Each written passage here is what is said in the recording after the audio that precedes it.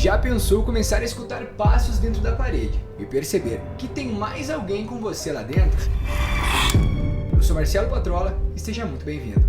Fantasmas são descritos em diversas culturas ao redor do mundo, como seres que morreram e não conseguiram deixar o mundo físico para trás, ficando no local que morreram, ou assombrando as pessoas que têm ligação com eles. Esses seres são motivos de pavor ao redor do mundo e muitas vezes geram medo, até nos mais céticos da coisa. O relato que vamos conhecer agora é de uma família que viveu momentos de tensão dentro de uma casa que continha uma moradora indesejada e que estava há algum tempo tentando entrar na vida de algumas pessoas da família. E vale lembrar que quem se inscreve no canal vira um mestre da derrota. Então vamos lá, faça a sua parte. Será que a ficção está invadindo a realidade e a imaginação? O relato.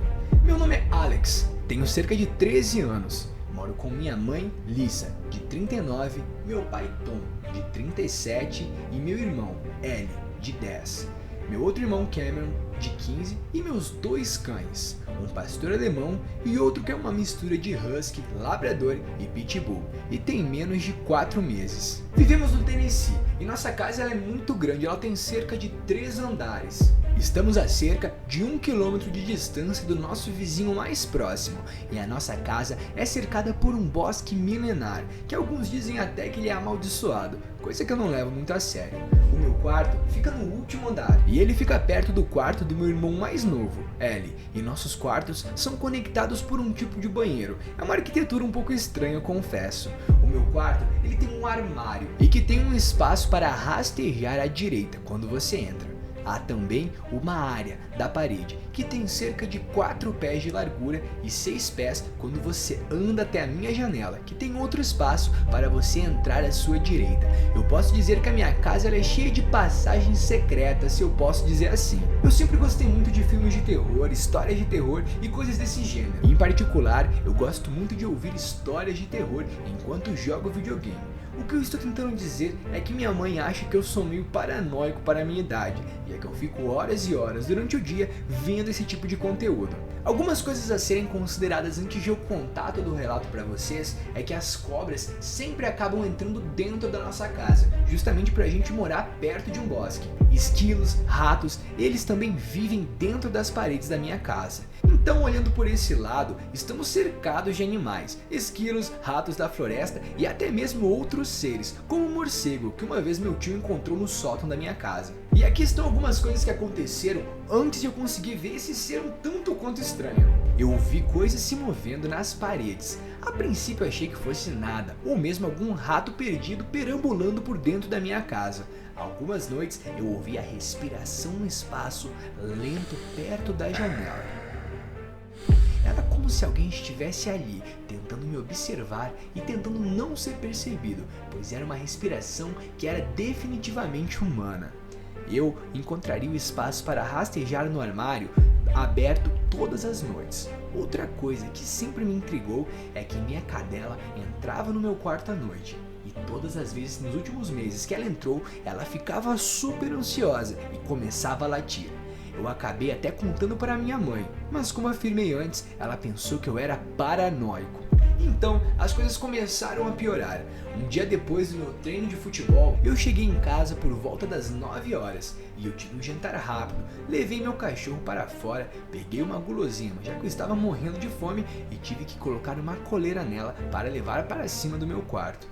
Quando ela entrou no meu quarto, ela fez o de costume e começou a latir. Assim que ela se acomodou, eu ouvi um movimento das paredes e descartei isso como sendo esquilos, mas naquela hora não tinha tempo para pensar.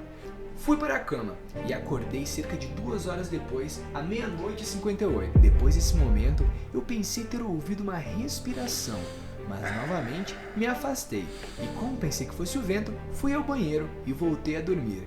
Então, cerca de 1 hora depois, eu acordei com ela latindo. No começo, eu disse a ela para calar a boca, mas ela não calou.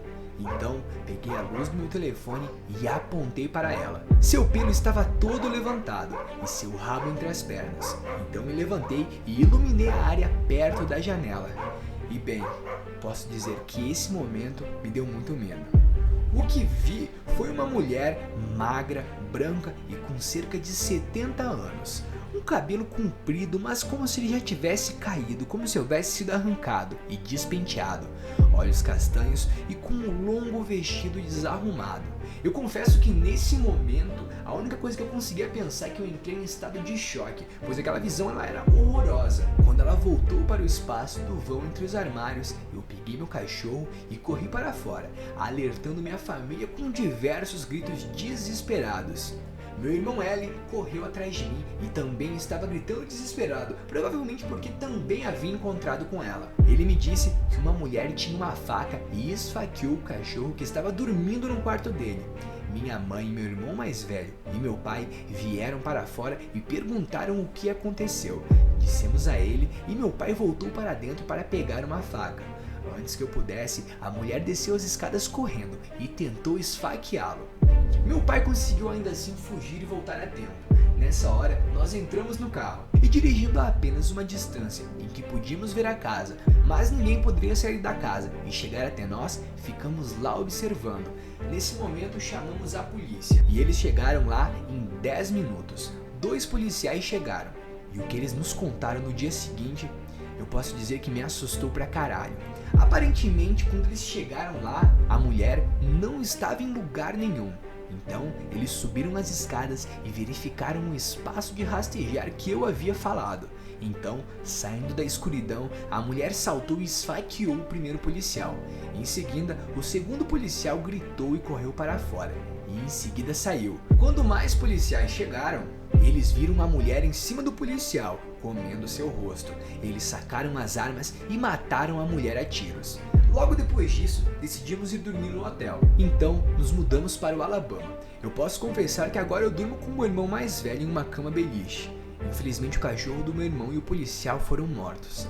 Ainda tenho meu cachorro, mas eu posso dizer que ainda tenho muita dificuldade para dormir. Como derrotar? Pois é, gurizada, pra gente entender como derrotar dessa vez vai ser muito mais difícil do que nas outras vezes. Temos que, primeira coisa aí, classificar e analisar o canibalismo. A primeira coisa que temos que fazer é justamente classificar ela como canibal, ou seja, o canibalismo tá afetando aí, tá presente nesse modus operandi dela, justamente por ela ter atacado o policial e ter comido seu rosto. Começamos a analisar o fato de que ela come a carne humana, e como estamos em uma região de florestas, como foi dito, sabemos que podem ter várias causas do que esse ser afinal pode estar ali. Afinal, ele foi morto a tiro, então não podemos classificar como superpoderes ou algo sobrenatural, pois não vimos nenhuma habilidade que seja considerada sobre-humana, apenas uma habilidade muito boa de se esconder de fato. E como já classificamos que a casa fica em uma região com florestas, podemos colocar que ela é na realidade um ser humano, só que de uma tribo canibal. E temos como base nisso a incapacidade dela de se comunicar e até mesmo a vontade de atacar os outros com uma faca e não pegar a arma do policial como era visto antes.